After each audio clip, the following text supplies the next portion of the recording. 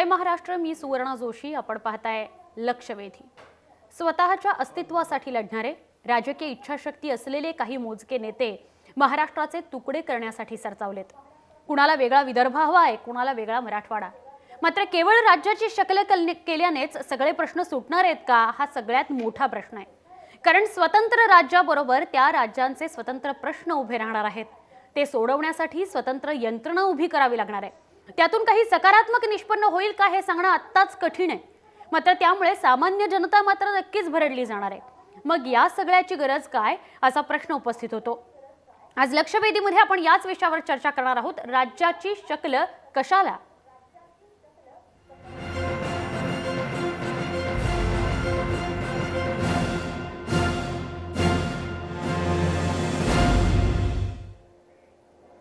वेगळ्या विदर्भाची मागणी गेल्या अनेक वर्षांपासून होते। दरम्यानच्या काळामध्ये अनेक प्रयत्न झाले, त्यासाठी आंदोलनही झाली, पण वेगळा विदर्भ झाला नाही। आता मात्र केंद्रात एनडीएचं सरकार असलं तरी भाजप बहुमतात असल्यानं ते पुढच्या काळामध्ये वेगळा विदर्भ करतील आणि त्या दिशेने पावलं उचलायला त्यांनी सुरुवात केल्याचंच चित्र आहे।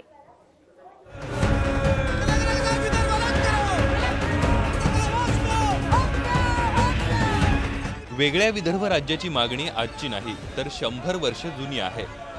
अनेकदा आंदोलनं होऊनही वेगळ्या विदर्भ राज्याची निर्मिती झाली नाही।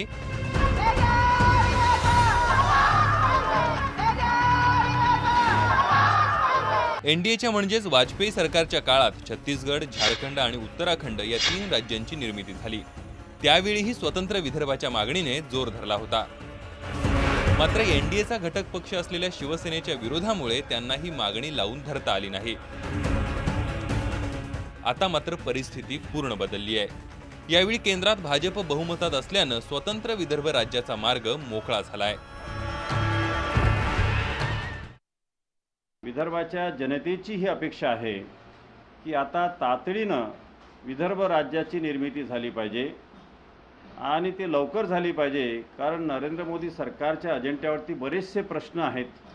त्या सर्व प्रश्नामध्ये छोट्या राज्याचा प्रश्न आणि विशेष करून विदर्भ राज्याचा प्रश्न हा अग्रक्रमाने लागला पाहिजे। जोपर्यंत लोकांमधून चळवळ होण्यासाठी केवळ राजकीय पुढारीच नाही, तर ही लोक चळवळ होण्यासाठी सर्वांची सर्वसमावेशक अशी चळवळ पक्ष बाजूला सारून तयार होत नाही, तोपर्यंत विदर्भाच्या मागणीला पुरकस असं जोर येणार नाही। छोट्या छोट्या राज्यांची निर्मिती ही भाजपची पहिल्यापासूनच भूमिका राहिली आहे। आता केंद्रात भाजप बहुमतात असल्यानं विदर्भ स्वतंत्र राज्य होईल असं चित्र आहे। पण राज्यात 2 तपांपासून शिवसेनेसोबतची भाजपची युती आहे आणि शिवसेना एकसंध महाराष्ट्रासाठी आग्रही आहे। त्यामुळे पुढे युतीतली समीकरणं वेगळ्या विदर्भाच्या मुद्द्यावर बदलतील का, हे पाहावं लागेल। भारतीय जनता पक्षाचं वेगळ्या विदर्भाच्या संदर्भातलं कमिटमेंट आहे। आम्ही छोट्या राज्यांचे पुरस्कर्ते आहोत आणि त्यामुळे छोटी राज्य झाली पाहिजे हा आमच्या अजेंड्यावर आहे। आमच्या राष्ट्रीय पार्टीने त्या संदर्भातला प्रस्तावही पारित केला आहे। मला असं वाटतं की उचित वेळी या संदर्भातले निर्णय होतील। विदर्भाला, वेगळ्या विदर्भाला आमचा विरोध आहेच। आम्ही अखंड महाराष्ट्राच्या बाजूचे आहोत। विदर्भ के कुछ नेता जिनके पीछे जनता नहीं है, ये जरूर मांग करते हैं और हमेशा मांग करते आए हैं, लेकिन महाराष्ट्र अखंड रहेगा, एक रहेगा, यूनाइटेड महाराष्ट्र रहेगा। लेकिन अगर कोई ये मांग करता है कि महाराष्ट्र तोड़े, तेलंगाना जैसा और अलग राज्य बनाए, तो ये हम कभी नहीं होने देंगे। जब तक शिवसेना है तब तक महाराष्ट्र का एक भी हिस्सा नहीं टूटेगा। छोट्या राज्यांचा विकास करणं सोपं असतं असं सांगत भाजप आपला नियोजित अजेंडाच राबवतंय असं म्हणता येईल। आणि असं जर झालं तर वेगवेगळ्या विभागातून अशी मागणी होत राहील आणि महाराष्ट्र एकसंध राहणार नाही। सोबत भ्रष्टाचाराच्या वाटाही वाढतील। त्याचवेळी विदर्भ स्वतंत्र राज्य करून दाखवण्याच्या वाटेनं भाजप पावलं टाकत असेल तर शिवसेनेची भूमिका आणि युतीचं भवितव्य काय असेल हेही पाहावं लागेल। ब्युरो रिपोर्ट, जय महाराष्ट्र, मुंबई। वेगळा विदर्भ आणि त्या अनुषंगाने येणारे सगळे प्रश्न जे आहेत त्याच्या संदर्भात आपण चर्चा करणारच आहोत। मात्र वेगळ्या विदर्भाची मागणी जोर धरत असतानाच त्या दृष्टीने काही पावलं पडत असल्याचं चित्र असतानाच मराठवाड्यालाही स्वतंत्र होण्याचं स्वप्न पडू लागलंय। मराठवाडा जनता विकास परिषदेचे उपाध्यक्ष ॲडव्होकेट प्रदीप देशमुख यांनी ही मागणी केली आहे आणि या संदर्भात त्यांच्याशी बातचीत केली आमचे प्रतिनिधी माधव सावरगावे यांनी। आपल्याबरोबर ॲडव्होकेट प्रदीप देशमुख आहेत। सर, काय तुमची मागणी आहे की विदर्भ वेगळा मागतायत आणि दुसरीकडे आता तुम्ही वेगळा मराठवाडा म्हणतायत, काय नेमकी मागणी आहे? नागपूर करार झाला तेव्हा मराठवाडा विनाअट त्याच्यामध्ये संयुक्त महाराष्ट्रात सामील झाला। अट कुठलीही लादली गेली नाही किंवा आम्ही लादली नाही त्यावेळेसच्या नेत्यांनी। त्यानंतर अशी अपेक्षा होती की मराठवाड्याला विकासाच्या संदर्भामध्ये झुकतं माप दिलं जाईल, हे जे आश्वासन होतं त्याची पूर्तता होईल। परंतु गेल्या महाराष्ट्राच्या निर्मितीनंतरचा अनुभव जर लक्षात घेतला तर मराठवाडा हा सातत्यानं मागासलेला ठेवण्याचं एक प्रकारचं कारस्थान सातत्यानं चालू आहे आणि प्रत्येक वेळी पश्चिम महाराष्ट्राच्या नेतृत्वाने मराठवाड्याला सातत्यानं मागास कसं ठेवता येईल याचाच विचार केलेला दिसून येतोय। अनेक आंदोलनं झाली। 1974च्या आंदोलनामध्ये मी स्वतः देखील होतो। त्यावेळेसची आमची भूमिका अशी होती की आंदोलनाच्या माध्यमातून मराठवाड्याच्या जनतेचा आवाज राज्य सरकारपर्यंत आणि केंद्र सरकारपर्यंत पोहोचवावा आणि मराठवाड्यातील जनता अन्याय सहन करणार नाही या दृष्टिकोनातून हे आंदोलन झालं। 74च्या आंदोलनानंतर फक्त आम्हाला मुख्यमंत्रीपद मिळालं शंकररावजींना। त्याच्यानंतर जी आश्वासनं देण्यात आली त्या प्रत्येक आश्वासनाच्या बाबतीमध्ये चालढकल करण्यात आली आणि जो बॅकलॉग आहे त्याच्यानंतर आदरणीय गोविंदभाईजी श्रॉफ यांच्या नेतृत्वाखाली चळवळ केली। मराठवाडा जनता विकास परिषदेच्या माध्यमातून चळवळी झाल्या, परंतु एकूण सगळ्या चळवळीनंतर आम्हाला वैधानिक विकास मंडळ मिळालं। पण हे वैधानिक विकास मंडळ मिळत असताना सुद्धा उर्वरित महाराष्ट्राला वैधानिक विकास मंडळ देऊन जो काही बॅकलॉग मराठवाड्याचा आहे तो भरण्याऐवजी सर्वांनाच पैसा कसा वाटून देण्यात येईल याच्या प्रकारचे प्रयत्न झाले। मराठवाडा हा पूर्वीपेक्षाही अधिक बॅकवर्ड किंवा अधिक मागास असा आजच्या स्वरूपात आहे। माझ्या स्वतःच्या मताप्रमाणे मराठवाड्याला किमान 1,00,000 कोटी जर आज वेगळे दिले या बजेट व्यतिरिक्त तरच मराठवाड्याचा बॅकलॉग हा भरून निघू शकतो, अशी आजची परिस्थिती आहे। हा बॅकलॉग सातत्यानं वाढत असताना आम्ही असा विचार करतो, निदान माझं वैयक्तिक मत नेहमी सातत्यानं मी मांडलेलं आहे की जोपर्यंत मराठवाडा स्वतंत्र होणार नाही तोपर्यंत मराठवाड्यावरचा अन्याय दूर होणार नाही आणि मराठवाड्याचा विकास देखील होऊ शकणार नाही। पण आत्ताच ही मागणी आता तुम्ही लावून धरता आहात किंवा ही मागणी आता तुमच्याबरोबर वेगळा मराठवाडावादी जी लोक आहेत ते आता हळूहळू पुढे येत आहेत, पण याच्या मागचं कारण वेगळा विदर्भ ही जी सध्याची मागणी जोर लावून धरली जाते तो कुठंतरी संदर्भ आहे? नाही, वेगळा विदर्भ ही मागणी सातत्यानं केली जाते विदर्भाच्या नेतृत्वाने आणि सध्या सत्तारूढ केंद्रामध्ये असलेला राजकीय पक्ष हा वेगळ्या विदर्भाच्या बाजूचा आहे। आता एक नवीन राजकीय जर समीकरण पाहिलं आणि महाराष्ट्रामध्ये जर युतीची सत्ता आली ज्याच्याबद्दल खात्री आहे की ती येईल, जर असं घडलं तर परवाच नागपूरला ज्यावेळेला पंतप्रधान आले त्यावेळेस कालच्याच त्यांच्या भाषणातून असं लक्षात येतं की विदर्भाच्या बाबतीमध्ये एक झुकतं माप देण्याची एक भाषा तिथं बोलली गेलेली आहे।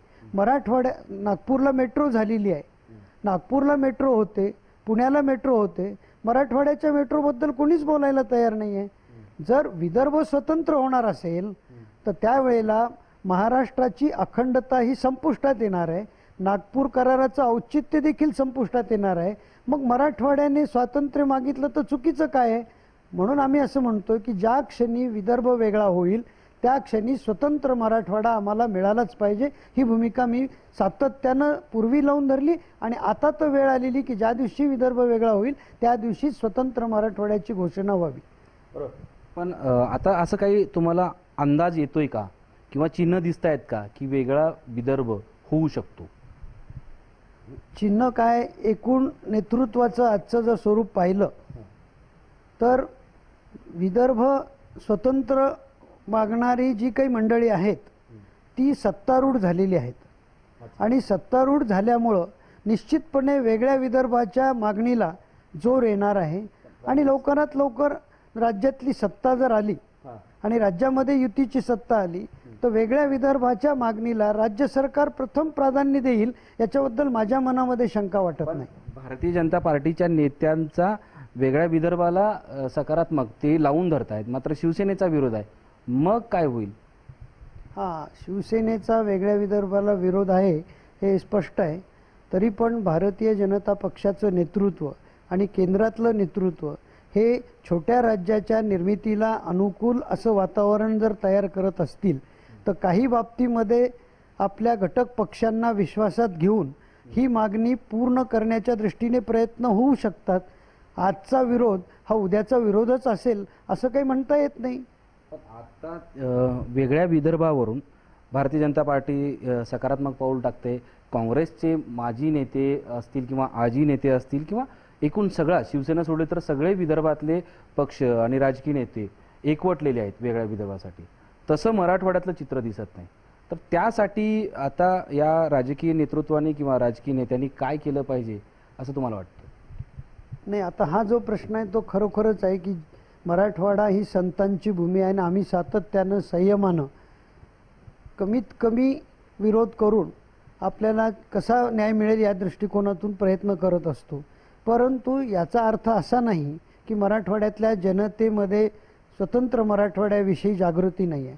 मी ज्या ज्या ठिकाणी गेलो, जरी संयुक्त महाराष्ट्रवादी जुनी पिढी होती तरी तरुण नेतृत्वाला मी जिथं जिथं भाषणं केली की स्वतंत्र मराठवाडा झाल्याशिवाय आपल्याला खऱ्या अर्थानं न्याय मिळणार नाही आणि विकास होणार नाही, त्यावेळी सर्व तरुण पिढीच्या प्रतिनिधींनी हा आवाज तुम्ही उठवला पाहिजे आणि वेगळ्या विदर्भाबरोबर मराठवाडा स्वतंत्र करण्यासाठी जर तुम्ही पुढाकार घेत असाल तर निश्चितपणे आम्ही तुमच्या पाठीशी राहू. अशा प्रकारचा तरुण पिढीने सातत्याने एक आश्वासक आवाज माझ्या पाठीशी उभा केलेला आहे. त्यामुळे मला असं वाटतं की जेव्हा वेगळ्या विदर्भाच्या संदर्भामध्ये खऱ्या अर्थानं राजकीय हालचाली सुरू होतील त्यावेळेला मराठवाडा देखील आज सुप्तपणे जो स्वतंत्र मराठवाड्याच्या बाजूने आहे तो उद्या जागृतपणे मराठवाड्याच्या स्वतंत्र मराठवाड्याच्या बाजूने येऊ शकतो. या बाबतीत मराठवाड्यामध्ये डॉक्टर बाबासाहेब आंबेडकरांनी आपल्या याच्यामध्ये स्पष्टपणे लिहिलेलं आहे. संयुक्त महाराष्ट्र होत असतानाच त्यांचं हे कथन आहे की मराठवाड्याच्या संदर्भामध्ये स्वतंत्र मराठवाडा व्हावा ही डॉक्टर बाबासाहेब आंबेडकरांची संकल्पना होती. त्यांनी मराठवाड्याबरोबर काही इतर जिल्हे, खानदेशचे काही जिल्हे आणि विदर्भातले काही जिल्हे अशा प्रकारची रचना केली होती आणि त्यांना एक मध्य महाराष्ट्राची संकल्पना बाबासाहेबांची होती. मी असं म्हणेन की आमच्या औरंगाबाद खंडपीठाचे जे 12 जिल्हे आहेत त्याचं एक स्वतंत्र जर राज्य झालं तरी आम्हाला चालू शकेल. त्याला आम्ही महामराठवाडा म्हणू, परंतु मराठवाड्याचं स्वतंत्र अस्तित्व हे निर्माण झालं पाहिजे.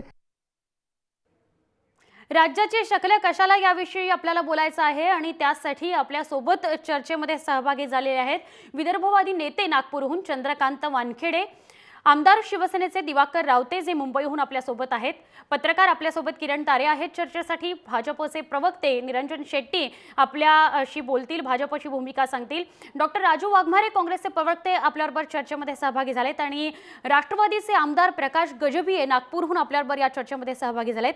आपल्या सगळ्यांचं या चर्चेमध्ये मी स्वागत करते. वेगळा विदर्भ हवाय का? तो हवा असेल तर कशासाठी हवाय? जर नको असेल तर त्याची काय कारणं आहेत? येणारे जे सगळे तोटे आणि येणारे जे त्या अनुषंगाने नफा आहे किंवा आता वेगळा प्रदेश मागणी करू लागला की आम्हालाही मराठवाडा वेगळा हवा, आम्हालाही मुंबई वेगळी हवी, तर काय करायचं? अशा सगळ्या अनुषंगाने आपल्याला बोलायचं आहे. मात्र त्याआधी आपण लक्षवेधीमध्ये एक छोटासा ब्रेक घेणार आहोत आणि ब्रेक नंतर या सगळ्यावर विस्तारानं चर्चा करणार आहोत.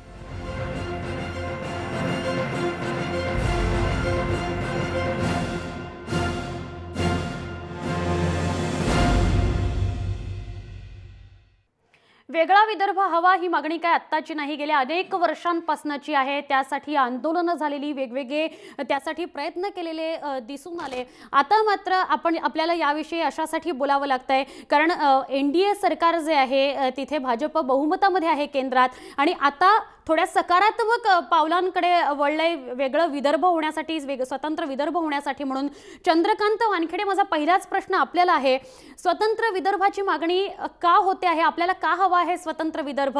महाराष्ट्र एकसंध राहावा असं नाही वाटत?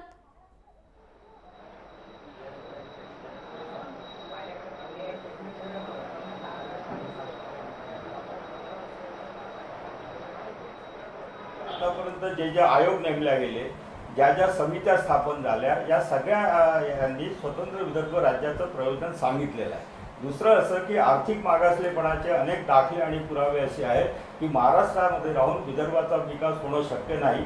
म्हणजे 2006 मे 2006 मध्ये सत्यशोधन समितीचा अहवाल 225 पानाचाही हे सांगतो की महाराष्ट्रामध्ये राहून विदर्भाचा विकास शक्य नाही, याची लोकांना खात्री पटलेली आहे. त्यामुळे वेगळा विदर्भ लोक मागतायत, कारण जर विकासच होणं शक्य नाही आणि अशीच फरफट होत राहणार असेल आणि अखंडता अमुक अमुक हे जे काही आहे, ही कृपा करून अशी भाषा वापरू नका की प्रशासनाच्या दृष्टीने सुद्धा छोटी राज्य झाली तर ती अधिक सोयीची आणि उपयुक्त ठरू शकतात, असेही अनेक असंख्य अहवाल आहेत. त्यामुळे वेगळा विदर्भ मागता आणि मग महाराष्ट्र तुटतो आहे, संयुक्त महाराष्ट्राचं काय होणार, हे जे भावनिक सगळ्या गोष्टी आहेत, मला स्वतःला असं वाटतंय की विदर्भाचे सगळे प्रश्न, त्याचे बॅकलॉग वगैरे हे सगळे जे विषय आहेत याचे गांभीर्याने चर्चा व्हावी आणि लोकांना आता असं वाटतं की आम्ही यांच्यासोबत राहू शकत नाही आणि यांच्यासोबत आमचा विकास सुधारणं शक्य नाही. ही खात्री जसजशी वाटत चालली तसतशी लोकांची ही मागणी कमी जास्त प्रमाणामध्ये उठत असते. नक्की, पण सरकारकडनं म्हणजे गेल्या अनेक वर्षांपासून सरकारकडनं मराठवाडा काय किंवा विदर्भ काय सातत्याने दुर्लक्ष झालेलं आहे. विकासाच्या माध्यमातून कायम मागासले पण राहिलेलं आहे, दूर राहिलेला आहे विदर्भ आणि मराठवाडा. यामुळे ही मागणी जोर धरती असं वाटत नाही. समजा जर जितक्या प्रमाणात पश्चिम महाराष्ट्र विकसनशील प्रदेश म्हणून समोर येतोय, मराठवाडा आणि विदर्भाचं सुद्धा तसंच झालं असतं तर हा प्रश्न एवढा पुढे आला नसता. वानखेडे, निश्चितपणे हे खरं आहे ना की इथे एक तर विदर्भ हा जबरदस्तीने महाराष्ट्रामध्ये कोंबल्या गेला, तो काही इच्छेने गेला नाही, म्हणून त्याचा नागपूर करार झाला. नागपूर कराराची कलमं वाचली तर त्या कराराचा आतापर्यंत भंग होत राहिलेला आहे. म्हणजे एखाद्याशी लग्न केलं तेही जबरदस्तीने झालं आणि त्यांनी येऊन नुसतं दारू पिऊन लाथा मारत घालायचे आणि त्या बायकोनी त्या नवऱ्यासोबत राहायचा, हा अट्टहास का? कारण या सगळ्या याच्यामध्ये नागपूर कराराची कलमं पाहिली तर त्याचा जर सगळं हे झाला तर संपूर्ण भंग झालेला आहे. त्यामुळे हा जो करार झाला याचा भंग होतो आहे, सातत्याने होतो आहे. आणि मी बघा म्हटल्याप्रमाणे पंतप्रधानांनी नेमलेल्या सत्यशोधन समितीचा जर हा अहवाल असेल की याचा विदर्भाचा निधी कसा पळवून नेला जातो आणि दिला जातो तर कसा दिला जातो, तो खर्च होणार नाही याची कशी तरतूद केली जाते, सप्लिमेंटरी बजेटच्या माध्यमातून तो परत पश्चिम महाराष्ट्रामध्ये, हे असंख्य दाखले आणि असंख्य पुरावे याचे आतापर्यंत आलेले आहेत. त्याचा वेगवेगळा अभ्यास झालेला आहे. दार कमिशन असो, फाजल अली कमिशन असो किंवा पंडित जवाहरलाल नेहरूंच्या अध्यक्षतेखाली झालेली समिती असो किंवा डॉक्टर बाबासाहेब आंबेडकर असो, या सगळ्यांनी स्वतंत्र विदर्भ राज्य झालं पाहिजे ही मागणी केलेली आहे. त्यामुळे या मागणीच्या मागे आर्थिक मागासलेपण आहे आणि अनेक प्रशासनाच्या दृष्टीने म्हणजे अनेक वेळा असं वाटतं की शेतकरी आत्महत्येचा विदर्भाचा मुद्दा महाराष्ट्राच्या मुंबईच्या कानापर्यंत जातच नाही, आमचा आवाज पोहोचत नाही. मला स्वतःला असं वाटतं की या प्रश्नांची सोडवणूक करण्यासाठी सुद्धा ज्या सरकारच्या थोबाडीत हाणायची आहे ते सरकार त्या जनतेच्या जवळ आलं पाहिजे, ही माझी भूमिका आहे. नक्की. निरंजन शेट्टी, आपण काय म्हणाल? आपल्याला म्हणजे भाजप कायम अनुकूल राहिलेला आहे छोट्या छोट्या राज्यांसाठी, यामागची काय भूमिका आहे? आणि शिवसेनेचं असं म्हणणं आहे की एकसंध महाराष्ट्र राहिला पाहिजे, पण आपण राज्यामध्ये सत्तेत एकत्र राहत असं असताना सुद्धा आपली अनुकूल दिसते भूमिका, याविषयी आपण काय सांगाल? भारतीय जनता पार्टीची भूमिका पहिल्यापासून एकच राहिलेली आहे की वेगळ्या विदर्भासाठी आम्ही नेहमीच या विषयावरती आमची कमिटमेंट राहिलेली आहे. मग आमचे प्रदेश अध्यक्ष देवेंद्र फडणवीस असतील, नितीन गडकरीजी असतील, यांनी नेहमीच वेगळ्या विदर्भासाठी पुढाकार घेतलेला आहे. आणि एक लक्षात घ्या की 1960 साली ज्या वेळेला संयुक्त महाराष्ट्राची निर्मिती झाली त्यावेळेला एक करार केला गेला आणि त्या करारामध्ये अशा प्रकारची तरतूद आहे की वेगळा विदर्भ होईल म्हणून. आणि त्यामुळे मला वाटते कुठे ना कुठे या करारावरती आपल्याला लक्ष वेधू इच्छितो की ज्या वेळेला विदर्भ वेगळ्या याच्यामध्ये होतं. खरं तर महाराष्ट्रात विदर्भ नव्हताच, बेसिकली तो सिटी प्रोव्हिन्स, बॉम्बे प्रोव्हिन्स आणि बेरार अशा याच्यामध्ये ते एक विदर्भ येत होतं. आणि त्यानंतर ज्या वेळेला आपण विदर्भाला नाही, निरंजन आपल्यासोबत शेट्टी, घेतलं त्यावेळेला निरंजन शेट्टी, मग 1960 साली हा करार झालेला आहे. पुढचा प्रश्न मग असा आहे की आता तुम्ही म्हणताय की वेगळा विदर्भ जो आहे त्याला अनुकूल आहे भाजप. उद्या मराठवाडा उठला आणि म्हणाला की आम्हाला मराठवाडा वेगळा पाहिजे, जसं आता मागणी सुद्धा आपण ऐकली केलेली. मागच्या वर्षी चंद्रकांत खैरे यांनी सुद्धा मागणी केलेली होती की वेगळा मराठवाडा अपेक्षित आहे म्हणून, कारण अशाच प्रकारे तिथे दुर्लक्ष झालेलं आहे मराठवाड्याकडे, विदर्भाकडे. मग असं असेल तर तुम्ही अशाच प्रदेशाची शक्ल पडत जाणार का? तसं नाही आहे. सध्या आमच्या समोर विषय आहे तो वेगळ्या विदर्भासाठी, कारण वेगळ्या विदर्भाची मागणी करताना हा जो विदर्भ आहे गेले अनेक वर्ष हा मागासलेला राहिलेला आहे. ह्या विदर्भामध्ये अनेक अशा नॅचरल रिसोर्सेस आहे, परंतु या काँग्रेसच्या राजवटीत असताना गेले 50 ते 65 वर्ष यांनी राज्य करताना ह्या सगळ्या रिसोर्सेस त्यांनी पश्चिम महाराष्ट्रात घेऊन गेले. ह्यांनी कुठल्याही प्रकारचे जे काही डेव्हलपमेंट करायचे होते ते विदर्भात केलेलं नाही. आणि त्यामुळे आज परिस्थिती अशी आहे की मराठवाड्यापेक्षाही जास्त विदर्भ हा नाही, मागासलेला काँग्रेस राष्ट्रवादीच्या नेत्यांनी काही केलं नाही. आपले जे नेते होते, भाजप शिवसेनेचे जे नेते होते, त्यांनी काही केलं? असं आहे सुवर्णताई, गेले 60-65 वर्ष यांचं राज्य होतं आणि विदर्भातून सुद्धा सुधाकर नाईक असतील किंवा वसंतराव नाईक असतील, यांनी गेले 13 वर्ष तर वसंतराव नाईक या राज्याचे मुख्यमंत्री होते. त्यांनी काही विदर्भासाठी केलेलं नाहीये ना. बेसिकली आमचं म्हणणं हेच आहे की सगळे जे काही फायदे आहेत ते पश्चिम महाराष्ट्रात घेऊन गेले. खरंय. दिवाकर रावते, आपण मला सांगाल आपली काय भूमिका आहे, शिवसेनेची म्हणून काय भूमिका आहे? वेगळा विदर्भ होऊ पाहतो आहे, त्यासाठीच्या हालचाली आता भाजपनं सुरू केलेल्या आहेत असं चित्र आपल्याला दिसतंय. ज्या काही घडामोडी घडत आहेत किंवा जे काही प्लॅन्स समोर येत आहेत भाजपचे त्या माध्यमातून. काय सुवर्ण, हा निरर्थक चर्चा आपण निर्माण केली. महाराष्ट्रात रोही चर्चा आहे. अखंड महाराष्ट्र ही शिवसेनेची ठाम भूमिका आहे, ती ठाम राहणार आहे आणि कोणत्याही परिस्थितीत महाराष्ट्र हा तोडला जाणार नाही. हा सक्षमतेने शिवसेना नक्की त्यामध्ये लक्ष घालेल. आणि आपल्याला जसं वाटतंय की केंद्रामध्ये आता बहुमतामध्ये भारतीय जनता पक्ष आल्यामुळे जर विदर्भ वेगळा करायची करू शकतात, तर पहिला माझं त्यांना असं नम्र आव्हान आहे की पहिला आमचा केंद्र जो महाराष्ट्र व्याप्त कर्नाटकातला भाग जो आहे, ज्याला सीमा प्रदेश म्हणतात, त्या 10 लाख बांधवांच्या बाबतीमध्ये एकमुखी जी मागणी झालेली आहे सर्व पक्षीय, त्यात भाजप पण आहे की तो आता केंद्रशासित पहिला करा निर्णय लागेपर्यंत. ती पहिली तर हिंमत दाखवावी त्यांनी. आमच्या 10 लाख मराठी बांधवांना त्याचा आकांत आहे त्याकडे इकडे आणायची आणि मग तोडायच्या गोष्टी कराव्यात. जे जोडता ज्यांना येत नाही ते तोडायची काय हिंमत दाखवणार, हा पहिला प्रश्न आहे. आणि महाराष्ट्रामध्ये जोपर्यंत शिवसेना आहे तोपर्यंत कोणाची माय वालेली नाही. हा महाराष्ट्र तोडण्याचा नंबर 1. नंतर मराठवाडा हा विषय पहिला तुमच्या चर्चेतनं बाद करा. निरर्थक आणि निरुद्योगी लोकांचा तो उद्देश आहे. अख्खा मराठवाडा हा महाराष्ट्रामध्ये भावनात्मक सांस्कृतिकरित्या पूर्ण एकरूप झालेला आहे.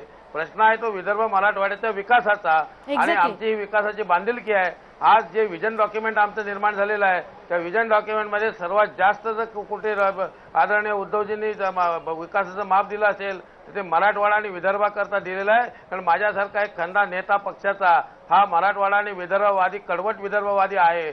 मी कोणत्याही परिस्थितीमध्ये विदर्भ मराठवाड्याच्या विकासाची तडजोड माझी सत्ता असलेली, माझं सरकार असलं तरी मी करणारा माणूस नसल्यामुळे मी या सरकारकडनं विकास नक्की घडवून देईन.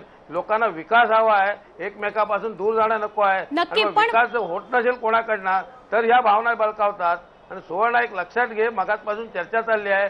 2 मुख्यमंत्री त्यांचे दिले, 3 मुख्यमंत्री मराठवाड्याला त्याचे 2 चव्हाण, आमचे विलासराव, अनेक मंत्री दिले, पण कोणी काय हे केलं नाही. त्यामुळे या मंत्री आता या वेळेला मात्र विदर्भाने एक रकमी ज्या विदर्भाच्या विकासा संदर्भामध्ये अनास्था दाखवली, ज्या विदर्भाच्या विकासाबाबतीमध्ये ह्या संपूर्ण मंडळीने नकारात्मक भूमिका घेतली त्या सर्वांना लोकसभेच्या निवडणुकीतना पूर्ण हद्दपार केलेला आहे. नक्की, आणि पण विधानसभेच्या दिवाकर निवडणुकीमध्ये रावते सुद्धा माझा पूर्ण हाच हद्दपार प्रश्न आहे की एकतर चंद्रकांत वानखेडेंचं असं म्हणणं आहे की आता एकसंध महाराष्ट्र वगैरे असे भावनिक मुद्दे जरा बाजूला ठेवा, विदर्भ वेगळा हवा, ह्याच्या मागे जी काही भूमिका आहे, आर्थिक मागासलेपणाचा मुद्दा आहे, हा सगळा गांभीर्यानं विचार करा. एक आणि दुसरं म्हणजे फक्त सत्ताधारी जबाबदार वाटतात आपल्याला, सातत्याने विदर्भ आणि मराठवाडा जो दुर्लक्षित राहिला आहे, आर्थिक मागासलेपण जे तिथे आलेलं आहे त्याला.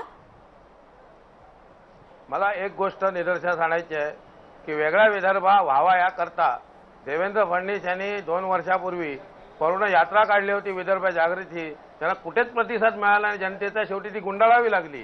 तर विदर्भामधील जनतेची भूमिका हीच आहे की आमचा सर्वकष विकास झाला पाहिजे, त्या विकासासाठी आमचे सगळे आग्रह असतो आणि आम्ही एवढ्या येणाऱ्या सत्तेमधनं 100% विकासाची बांधिलकी स्वीकारलेली आहे आणि ती दिल्याशिवाय आम्ही स्वस्थ बसणार नाही. माझ्या वानखेडेंना पण माहिती आहे आम्ही आणि वानखेडे काही वेगळे नाहीत, ते दादा आमचे काही वेगळे नाही आहेत.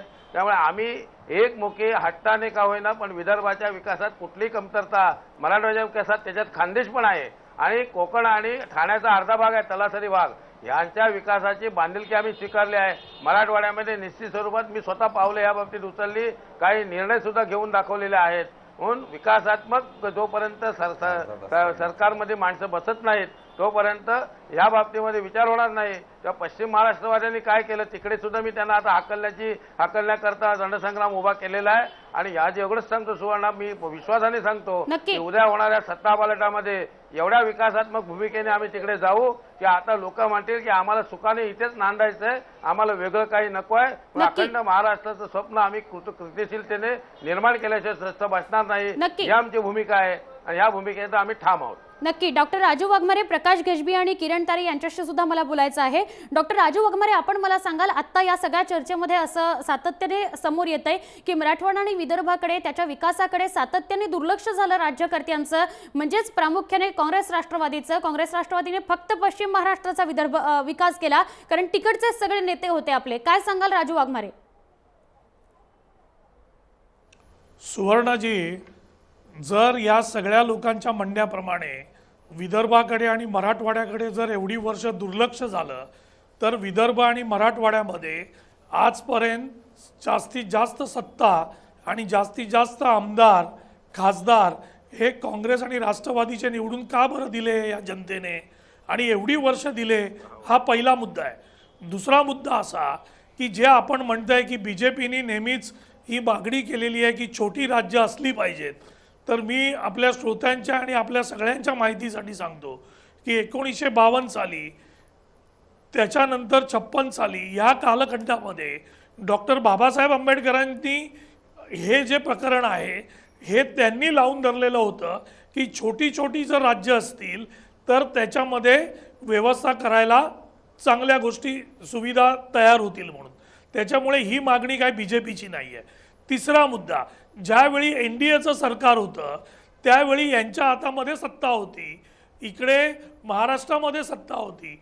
मग त्यावेळी जर यांनी 3 राज्य केली, मग यांना जर विदर्भाबद्दल एवढं प्रेम होतं आणि करण्याची ताकद होती, मग यांनी विदर्भाचं वेगळंपण त्यावेळी का नाही केलं? हा चौथा मुद्दा. अजून एक मुद्द्याबाबत हे लोक म्हणतात की विकास झाला नाही. जर विकासाच्या गोष्टी आपण करतोय तर एक गोष्ट मान्य आहे की निसर्गाच्या काही अवकृपेमुळे विदर्भामध्ये आपल्याला ॲग्रिकल्चरमध्ये उत्पादन किंवा इतर गोष्टी कमी पडल्या, पण सरकारने विदर्भाकडे लक्ष दिलं नाही हे प्रकरण असं म्हणणं चुकीचं आहे. कारण नागपूरमधलं नक्की म्हणजे आपल्याला असं म्हणायचं की काँग्रेस राष्ट्रवादीने विदर्भाकडे लक्ष दिलेलं आहे. प्रकाश गजबी यांना सुद्धा मी विचारते, मी पुन्हा आपल्याकडे येते राजू वाघमारे. प्रकाश गजबी, आपली काय भूमिका आहे? प्रकल्प बघा, आपल्याला या ठिकाणी सांगायचं झालं तर निश्चितच ज्यांच्या हे सांगावं लागेल की मोमेराम बगल में छुरी, त्या ठिकाणी NDA मध्ये शिवसेना आणि भारतीय जनता पार्टी आहे. आता शिवसेनेचं तोंड पूर्वेकडे आहे आणि BJPचं तोंड पश्चिमेकडे आहे. ह्या दोन या संधीसाधू लोकांवर काय विश्वास ठेवायचा? आता ह्या जनतेने खरंच ठरवलेलं आहे. त्या ठिकाणी भारतीय जनता पार्टी म्हणते आमचं वेगळा विदर्भ आम्ही करून दाखवू आणि त्या ठिकाणी म्हणते आमचेच रावते साहेब आमचे मित्र त्यांनी म्हटलं की कोणाची माय व्हॅली नाही की त्या ठिकाणी आम्ही वेगळा म्हणजे आम्ही महाराष्ट्रात तुटू देणार नाही. म्हणजे आता ही पोकळ धमकी ती भारतीय जनता पार्टीला त्यांनी दिली तर ते खरंच त्या ठिकाणी आता कोणाची धमकीला कोण खरा ठरतो आता हे आम्हाला बघावं लागेल. कारण आम्ही केंद्रामध्ये त्या ठिकाणी सत्तेमध्ये नाही, आम्ही राज्यामध्ये सत्तेमध्ये आहोत. आणि मग आता या ठिकाणी शिवसेनेची त्या ठिकाणी भूमिका अशी आहे की आम्ही कुठल्याही परिस्थितीमध्ये वेगळा विदर्भ होऊ देणार नाही. आणि तिकडे भारतीय जनता पार्टीची खोटी आश्वासनं आहे की आम्ही वेगळा विदर्भ दिल्याशिवाय राहणार नाही. या ठिकाणी काँग्रेस आणि राष्ट्रवादीचं असं मत आहे, ठामपणे तुम्हाला सांगतो की आम्ही वेगळा विदर्भ आम्हाला हवा आहे. ही मागणी जनतेची व्हायला पाहिजे. जनतेची चळवळ जर त्या ठिकाणी उभी राहिली नाही तर त्या वेगळ्या विदर्भाच्या मागणीला किंवा मराठवाड्याच्या मागणीला ती निरर्थक राहील असं या ठिकाणी वाटते. या नक्की नक्की म्हणजे आपल्याला असं म्हणायचं की काँग्रेस राष्ट्रवादीचा विरोध आहे किंवा अनुकूल आहे असं नाहीये, तर जनतेची विदर्भातल्या जी मागणी असेल ती आपली मागणी आहे. डॉक्टर बाबासाहेब आंबेडकरांनी त्या ठिकाणी या अगोदरच सांगितलेलं होतं की जे जे काही छोटे राज्य जर तयार केले तर त्या ठिकाणी आपण त्या राज्याचा विकास करू शकतो. नक्की गजबी हा मुद्दा चर्चेत आलाय, गजबी हा मुद्दा चर्चेत आलाय. मी पुन्हा येते अजून मी तुम्हाला दुसरी एक सांगतो की फक्त बाबासाहेब आंबेडकर को मानते हैं, बाबासाहेब आंबेडकर की नहीं मानते. म्हणजे फक्त बाबासाहेब आंबेडकरांचं नाव घ्यायचं आणि त्याच्यानंतर त्यांना मानायचं नाही, हा दुटप्पी धोरण जे भारतीय जनता पार्टी आणि शिवसेनेचं आहे. याच्याकरता तुम्हाला सांगतो नक्की गजबी लक्षात आलं. मी पुन्हा येते आपल्याकडे. आपल्याला किरण तारेंचं ऐकायचं आता, कारण सगळ्यात शेवटी मी त्यांच्याकडे जाते. किरण तारे, आतापर्यंत ह्या सगळ्या मान्यवरांचं बोलणं आपण ऐकलं, आपल्याला काय वाटतं, आपण मुळात या मुद्द्याकडे कसं बघता? आता उद्या जाऊन वेगळे प्रदेश असं म्हणायला लागले की मलाही वेगळा मराठवाडा पाहिजे, आम्हालाही वेगळी मुंबई पाहिजे. आज सुधींद्र कुलकर्णींचं पण त्यावर मुंबईबाबत टिप्पणी आलेली आहे. हे सगळं बघता आपल्याला काय वाटतं? आणि जो काही आर्थिक मागासलेपणाचा मुद्दा चंद्रकांत वाणगे तो अत्यंत रास्त आहे. जर हा विकास झाला असता तर अशी मागणी पुढे आली नसती. नक्कीच ही मागणी पुढे येण्याचं मूळ कारण हे आहे की विकास आपल्या राज्याचा संतुलित प्रमाणात झालेला नाही. म्हणजे आपण जर आकडेवारी बघितली, इथे सगळे सन्मान्य लोक आहेत, त्यांच्याकडे जास्त माहिती असणार याच्यापेक्षा. महाराष्ट्राच्या 4 जिल्ह्यांचा जो GDP आहे, पुणे, ठाणे, मुंबई आणि नाशिक, मुंबईचे दोन्ही जिल्हे, हे 4 जिल्ह्यांचं कॉन्ट्रीब्युशन महाराष्ट्राच्या GDPमध्ये 75% आहे आणि उरलेल्या जिल्ह्यांचं फक्त 25% आहे. म्हणजे महाराष्ट्राचा विकास आपण आज जो म्हणतो तो या 4 जिल्ह्यांपुरता मर्यादित झालेला आहे, बाकी ठिकाणी विकास झालेला नाही. म्हणून ही सगळी मागणी पुढे येते. मग तर विदर्भ असेल, मराठवाडा असेल. आपल्याला आठवत असेल 2 वर्षापूर्वी आपले विरोधी पक्षनेते एकनाथ खडसे यांनी विधानसभेच्या सभागृहात सांगितलं होतं आम्हाला वेगळा खानदेश पाहिजे म्हणून. मुंबईसह कोकण वेगळा करा अशी पण मागणी येते.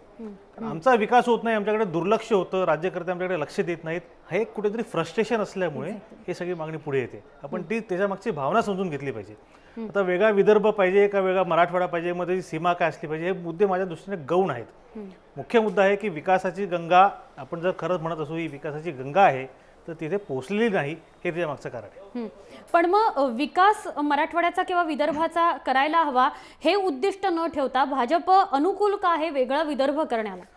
भाजपला असं वाटत असावं कदाचित की महाराष्ट्रामध्ये त्यांचा मुख्यमंत्री होणं शक्य नाही, वेगळा विदर्भ झाला तर किमान विदर्भात तरी आमचा मुख्यमंत्री होईल, तिथे आमची सत्ता चांगली येऊ शकेल, असं त्याच्यामागचं एक लॉजिक असावं. दुसरं काही मला कारण वाटत नाही त्याच्यात. नक्की. निरंजन शेट्टी, आपण सांगू शकाल याविषयी?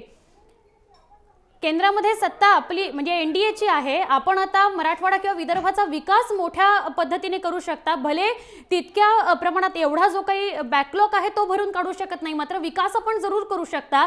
ते न करता वेगळा विदर्भ हवा, यासाठी अनुकूल काय, सकारात्मक काय भाजपा? मी सन्माननीय किरणजींना फक्त एवढंच सांगू इच्छितो की ही जी भूमिका आहे ती आमची आजची भूमिका नाही आहे. ज्या पद्धतीने मी पहिलंच म्हटलं की 1960 साली ज्या वेळेला हे करार झालं होतं, संयुक्त महाराष्ट्रामध्ये ज्या वेळेला विदर्भ जोडला गेला त्यावेळेला अशा प्रकारचा एक करारनामा झाला होता आणि त्या करारनामाच्या अनुषंगानेच मी हा विषय मांडू इच्छितो. ह्या करारनामाच्या वेळेला जयंतराव टिळकसुद्धा त्याच्यामध्ये त्या सहभागी होते. दुसरं एक म्हणणं असं आता दिवाकर रावतेजींनी सांगितलं, निश्चितच केंद्राची जी सत्ता आहे आम्ही निश्चितच या विदर्भाचा विकास करू. निश्चित या वेळेला काय पटकन आम्ही विदर्भ वेगळा विदर्भाची मागणी पटकन करत नाही, परंतु सबका विकास सबका साथ सबका विकास अशा पद्धतीने आम्ही योग्य तो न्याय तो विदर्भाला देऊ. आणि ज्याप्रमाणे अनेक लोक आज मान्यवर बोलतात आहे की ते जनता ठरवतील आणि निश्चितच जनतेकडून ज्या ज्या वेळेला अशा प्रकारच्या विषय येतील तर त्या वेळेला, आणि आज परिस्थिती अशी आहे की जर का विदर्भात आपण जरी फेरफटका मारला तो किती पद्धतीने मागासलेला आहे, कशा प्रकारचे सर्व सोयी सुविधा या पश्चिम महाराष्ट्रात काँग्रेस आणि राष्ट्रवादी घेऊन गेलेले आहेत.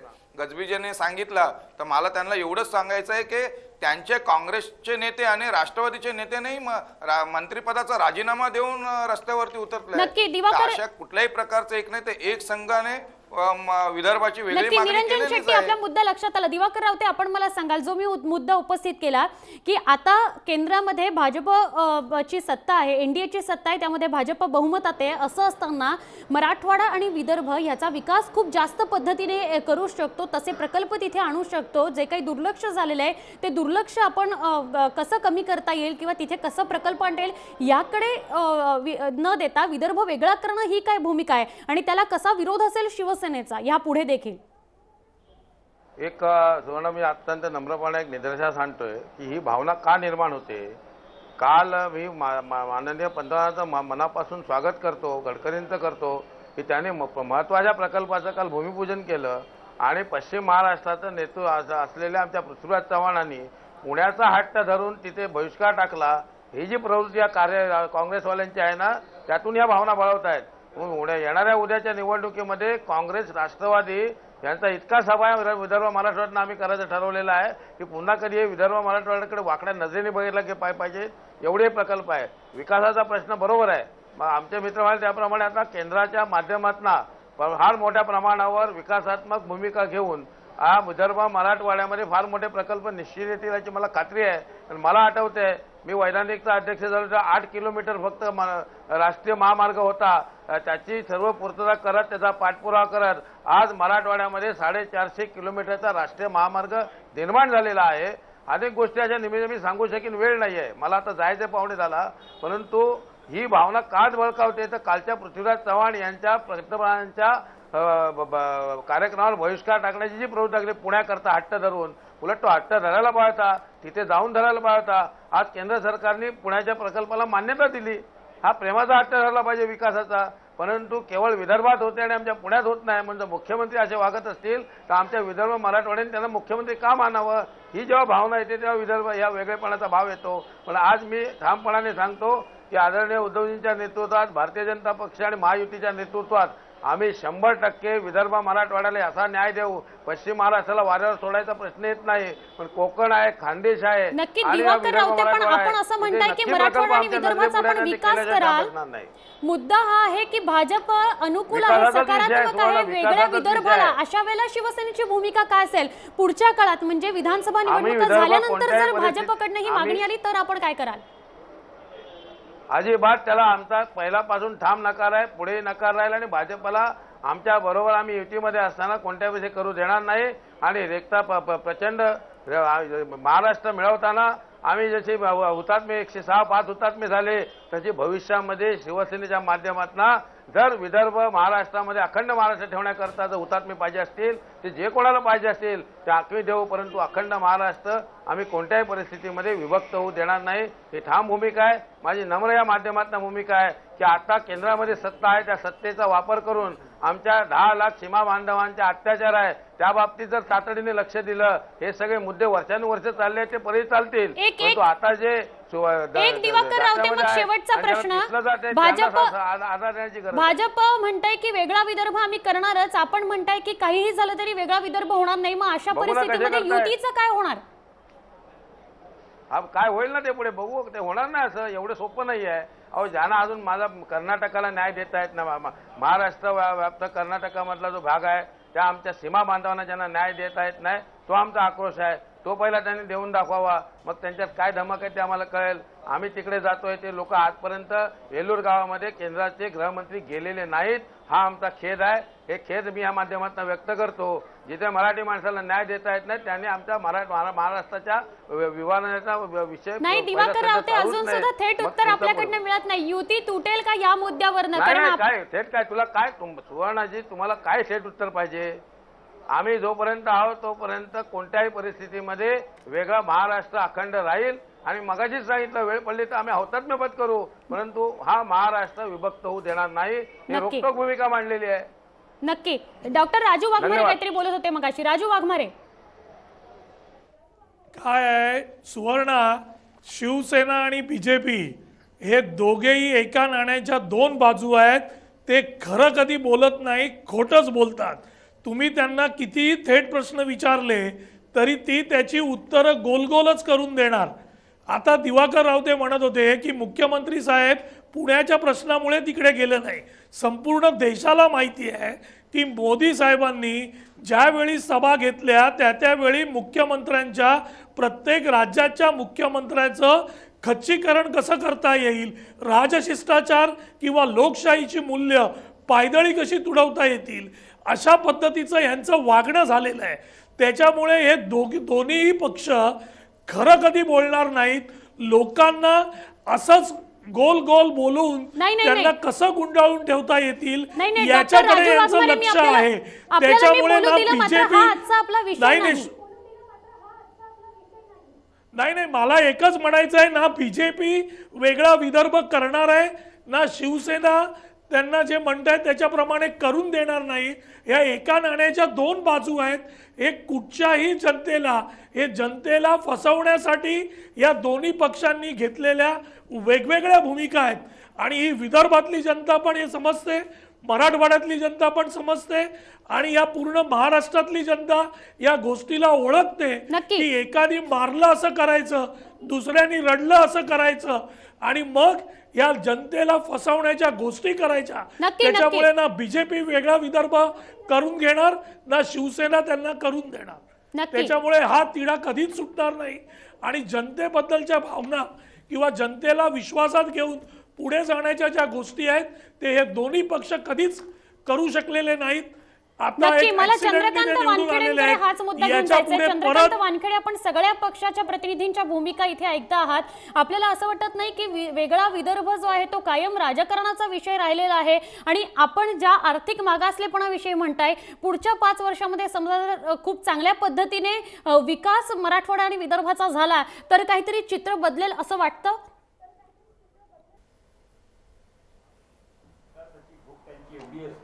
की ती भूक भागवण्यासाठी इतर जे प्रदेश आहेत ते कुपोषित त्यांना कायम ठेवावे लागतं. ते कंपल्शन, आर्थिक कंपल्शनचा भाग असतो.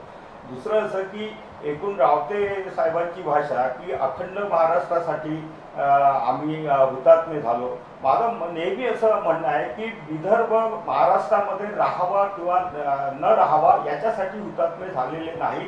मुंबई ही महाराष्ट्रामध्ये राहावी की गुजरातमध्ये राहावी याच्यासाठी हे हुतात्मे झाले आहे. प्रत्येक वेळेस हुतात्म्यांचं आणि आता परत हा महाराष्ट्र तुटत असेल तर आम्ही परत हुतात्मे होऊ, म्हणजे फक्त त्यांचंच रक्त सळसळत असेल आणि विदर्भात काही रक्तच नसेल आणि पाणीच असेल असं मला स्वतःला वाटत नाही. ही भाषा आतताई त्यांनी करू नये. त्यांनी विदर्भाच्या लोकांशी, त्यांच्या भावनेशी काय आहे ते समजून घेतलं पाहिजे. केवळ एकदम म्हणजे अशा भाषेमध्ये बोलू नये. मूळ मुद्दा असा आहे की विदर्भाची मागणी जेव्हापासून होते आहे तेव्हापासून जे जे आयोग आलेले आहेत, मग त्याच्यात फाजल अली कमिशन असेल, दार कमिशन असेल किंवा इतर वेगवेगळ्या समित्या ज्या झालेल्या आहेत त्यांचं काय म्हणणं आहे हे ऐकावं किंवा किमान पंतप्रधानांनी नेमलेली सत्यशोधन समितीचा 220 पानाचा अहवाल त्यांनी वाचावा. आणि जर पंतप्रधानांची समिती, सत्यशोधन समिती असं म्हणत असेल की महाराष्ट्रामध्ये राहून विदर्भाचा सुतराम विकास शक्य नाही तर कोणाच्या शब्दावर काय विश्वास ठेवावा की आम्ही असं करू, या गोष्टी निरर्थक आहेत. मूळ मुद्दा असा आहे की भाजपने 1997 मध्ये भुवनेश्वरमध्ये विदर्भाचा ठराव केलेला आहे. भाजपच्या नेत्यांनी आतापर्यंत विदर्भाच्या मागणीसाठी आंदोलनं केली आहे. जनतेची इच्छा आणि आकांक्षा एवढीच आहे की यांनी जो काही 1997 मध्ये विदर्भाचा नवस केला होता सत्तापूर्तीनंतर, या नवसची पूर्ती त्यांनी केली पाहिजे. आणि शिवसेना आड येण्याची शक्यता जरी असेल तरी मूळ मुद्दा असा आहे की शिवसेना आज भाजपवर अवलंबून आहे, शिवसेनेवर भाजप अवलंबून नाही आहे. केंद्रामध्ये मागच्या वेळेस 3 राज्य झाले पण इतर राज्य झाली नाही, कारण शिवसेनेने त्यावेळेस शिवसेनेच्या कुबड्यांवर केंद्रातलं सरकार होतं. आता केंद्रातलं सरकार कोणाच्याही कुबड्यावर नाही, त्यामुळे ही अनुकूल वेळ आहे त्यांची वचनपूर्ती करण्याची, ही जनतेची आकांक्षा आहे. नक्की, पण एक प्रश्न असाही आहे की जसं काँग्रेस राष्ट्रवादीचं असं म्हणणं आहे की विदर्भातल्या जनतेला नेमकं काय वाटतंय हा मुद्दा कोणी विचारतच घेत नाहीये, त्यांची भूमिका ही वेगळी आहे आणि त्यांना वेगळा विदर्भ नको आहे. नाही नाही सुवर्ण, मी हे सांगतो की 2010 मध्ये विदर्भामध्ये झालेला अभूतपूर्व बंद कदाचित रावतेंनी पाहिला नसेल, त्याच्या वेळी आधी झालेली आंदोलन त्यांनी पाहिली नसेल. मी एकच मुद्दा सांगतो की गेल्या 2 वर्षापासून इथे एक म्हणजे NGOच्या मार्फत जनमत चाचणी घेण्यात येते. विदर्भामध्ये आतापर्यंत 4 जिल्ह्याच्या ठिकाणी ही जनमत चाचणी झाली. अमरावतीमध्ये झाली, नागपूरमध्ये झाली, चंद्रपूरमध्ये झाली, यवतमाळमध्ये झाली. प्रत्येक वेळेस नागपूरमध्ये तर 6 लाख लोकांनी मतदान केलं आणि 97% लोकांनी विदर्भाच्या बाजूने मतदान केलं. विरोधी जे मतदान झालं ते 4ही जिल्ह्याच्या ठिकाणी फक्त 1.5% मतदान झालं. मूळ मुद्दा असा आहे की जनतेची इच्छा आणि आकांक्षा नाही असं कोण्या आधारावर म्हटलं जातं. नक्की, प्रकाश गजबी आपण बोलू शकाल यावर? निश्चितच मी तुम्हाला सांगू इच्छितो, या ठिकाणी भारतीय जनता पार्टी आणि शिवसेनेची भूमिका सगळ्यांनी ऐकलेली आहे. या ठिकाणी भारतीय जनता पार्टीचं स्पष्ट म्हणणं आहे की आमचा मुख्यमंत्री होणार आणि शिवसेनेचं म्हणणं आहे आमचा मुख्यमंत्री होणार. या ठिकाणी मुख्यमंत्र्याच्या लढाईमध्ये हा विदर्भ होरपळून निघेल, मराठवाडा होरपळून निघेल, सगळे राज्य होरपळून निघतील. यांची मोमेराम बगल में छुरी असे असणारे लोक आहे. या ठिकाणी आतापर्यंत मुख्यमंत्री जर कुठला झाला असेल शिवसेनेचा तो मुंबईचा झाला, मनोहररावजी जोशी, आणि दुसऱ्या ठिकाणचा यांनी केलेलं नाही. विदर्भाला यांनी मुख्यमंत्री दिलेला नाही. आमच्या सरकारने विदर्भाला मुख्यमंत्री दिले 2-2, मराठवाड्याला 3-3 मुख्यमंत्री दिले. म्हणजे या राज्याचं नेतृत्व विदर्भाला सुद्धा दिलं, या राज्याचं नेतृत्व मराठवाड्याला सुद्धा दिलं. यांचं आज लक्ष आहे उद्या की आमचा मुख्यमंत्री उद्धव ठाकरे होईल, पुन्हा नेतृत्व त्या मुंबईकडे.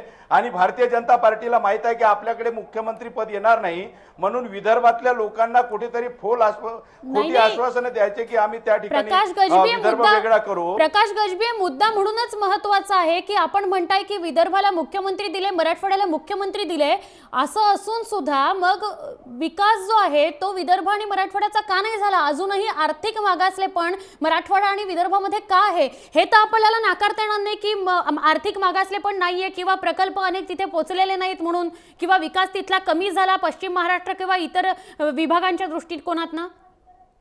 विरोधकाच्या ह्या ज्या काही म्हणजे चोराच्या उलट्या बोंबा आता तुम्ही बघितलं. आम्ही त्या ठिकाणी गोसे खुर्दला अजितदादा आणि मुख्यमंत्री महोदयांनी त्या ठिकाणी 1200 करोड रुपये दिले. आतापर्यंत शेतकऱ्यांना 13,500 रुपये म्हणजे कोटीची मदत त्या ठिकाणी या महाराष्ट्राला दिली. या ठिकाणी ज्या ठिकाणी सिंचनाचा प्रश्न असला त्या ठिकाणी शरदचंद्र पवार साहेब असोत किंवा मग त्या ठिकाणी अजितदादा असो किंवा पृथ्वीराज चव्हाण असो, या सगळ्यांनी विदर्भाकडे दुर्लक्ष केलं असं म्हणता येणार नाही. या ठिकाणी विदर्भ ऍडव्हान्टेज असो किंवा त्या ठिकाणी प्रकाश गजबी, सिंचनाचा प्रश्न वादात आहे. गारपीट किंवा त्यानंतर आलेला दुष्काळ जो आहे त्या दुष्काळग्रस्त आणि गारपीटग्रस्तांना किती मदत मिळाली हा सगळा अत्यंत वादाचा विषय आहे. या सगळ्यावर आपण नको बोलूया. पण विकास झाला असं आपल्याला वाटतंय अजून सुद्धा? विदर्भ काय मराठवाड्याचा काय? आम्ही जर विकास केला नसता तर 15 वर्ष या राज्यातली जनता आम्हाला त्या ठिकाणी मुख्यमंत्री पद आम्हाला दिलं नसतं किंवा आमची सत्ता आली नसती. या लोकांनी, विरोधकांनी जेवढे काही आरोप प्रत्यारोप केले त्यांची सरकार या राज्यामध्ये आले नाही. आणि आता जी सरकार आली आहे ते खोटं आश्वासन देऊन, त्या ठिकाणी खोटं बोलून, त्या ठिकाणी खोटे नाटे आरोप करून यांचं सरकार या ठिकाणी आलं आहे. मोदी यांच्या आता तोंडाला पानं पुसणार आहे.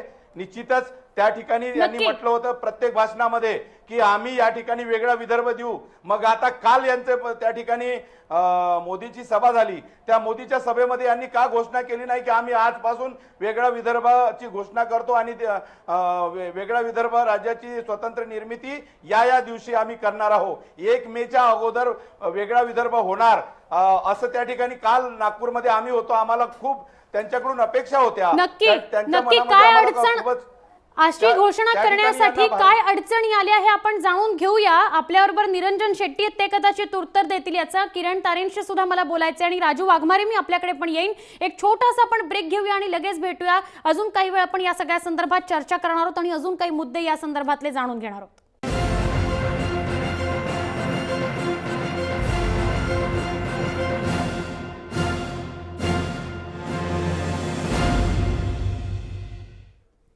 राज्याची शक्ल कशाला याविषयी आपण बोलतोय आणि आत्ता प्रकाश गजबे यांनी जो प्रश्न उपस्थित केला तो मला निरंजन शेट्टींना विचारायचा आहे। निरंजन शेट्टी, आत्ता प्रश्न असा उपस्थित केला, काल नागपूरमध्ये पंतप्रधान नरेंद्र मोदी गेलेले होते, गडकरी तिथे होते, सगळेच भाजपचे नेते होते, मग अशा वेळेला तिथेच वेगळ्या विदर्भाची घोषणा का नाही केली?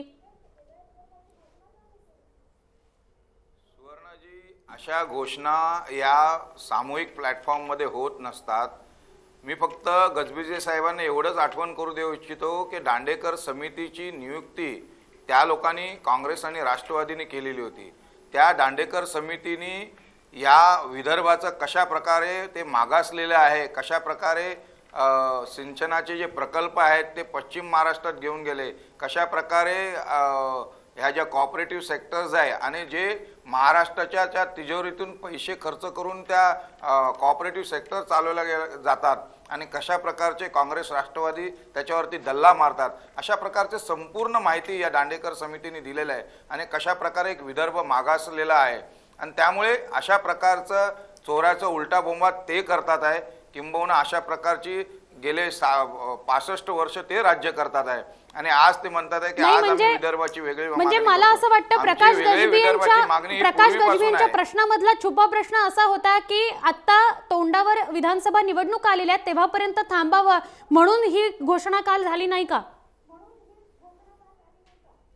निश्चितच नाही। ह्या सगळ्या भूमिका आम्ही पूर्वीपासून करत आहोत। वेगळ्या विदर्भाची मागणी या निवडणुकीच्या तोंडी आलेली नाहीये आणि आम्ही असंही पुढे म्हटलंय, मी असंही पुढे म्हटलं की येणाऱ्या काळात आम्ही विदर्भाला जास्तीत जास्त, जसं मी पूर्वी सांगितलं की नरेंद्रभाईंचं एक घोषवाक्य आहे, सबका साथ सबका विकास। निश्चितच विदर्भाला एक चांगल्या पद्धतीचे जे काय ज्या पद्धतीने ते मागासवर्गीय राहिलेले आता जास्तीत जास्त तिथे आम्ही सेवा पुरवू। आता नितीनजी गडकरींनी ते दिलेलंच आहे आणि आशाच्या किरणी आलेलं आहे। नितीन गडकरीजी केंद्रीय मंत्री आहेत तर सर्वात जास्तीत जास्त कार्यक्रम मेट्रो असेल किंवा अन्य सगळ्या गोष्टी आम्ही पुरवू ना। पुढे जाऊन जर वेगळ्या मराठवाड्याची मागणी जोर धरू लागली तर आपण मराठवाडा सुद्धा वेगळा करणार का? सध्या त्या मराठवाड्याच्या संदर्भात तो प्रश्न उद्भवत नाही। ज्या वेळेला तो प्रश्न उद्भवेल त्यावेळेला आपण चर्चा करू।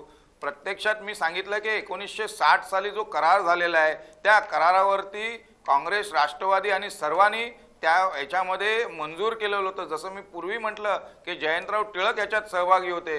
यावेळेला अशा प्रकारे करारनामा झालेला असतो आणि महाराष्ट्रात संयुक्त महाराष्ट्रामध्ये नागपूर समाविष्ट झाला किंवा विदर्भ समाविष्ट झाला, तर मला वाटतं कुठे ना कुठे त्या याच्यावरती आपण उतरलं पाहिजे आणि अशा प्रकारचे जे आतापर्यंत यांचं गजबीजे साहेबांनी, वाघमारे साहेबांनी सांगितलं की आम्ही एवढे मुख्यमंत्री दिलं, मग का मागासवर्गीय राहिला, का मराठवाडा मागासवर्गीय राहिला, का नागपूर विदर्भ मागासवर्गीय राहिला?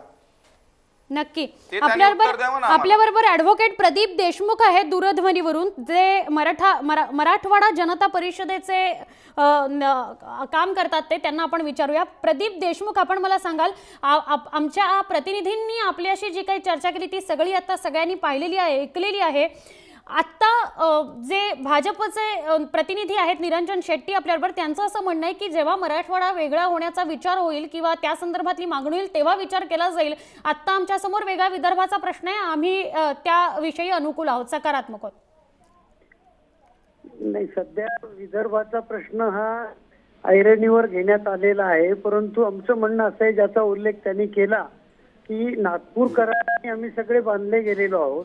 जर वेगळा विदर्भ होणार असेल तर नागपूर कराराचं औचित्य संपुष्टात येतं हे मी स्पष्ट केलेलं आहे। जर नागपूर करारच संपुष्टात येणार असेल तर मराठवाडा एकत्रित ठेवण्याचा प्रश्नच उद्भवत नाही। म्हणून आम्ही त्यावेळेला निश्चितपणे म्हणत आहोत की जर ही घटना विदर्भाच्या संदर्भात घडणार असेल तर ती मराठवाड्याला तोच न्याय दिला पाहिजे। पक्ष कोणताही असो, भाजप हा पक्ष छोट्या छोट्या राज्यांची भूमिका मान्य करणारा राजकीय पक्ष आहे।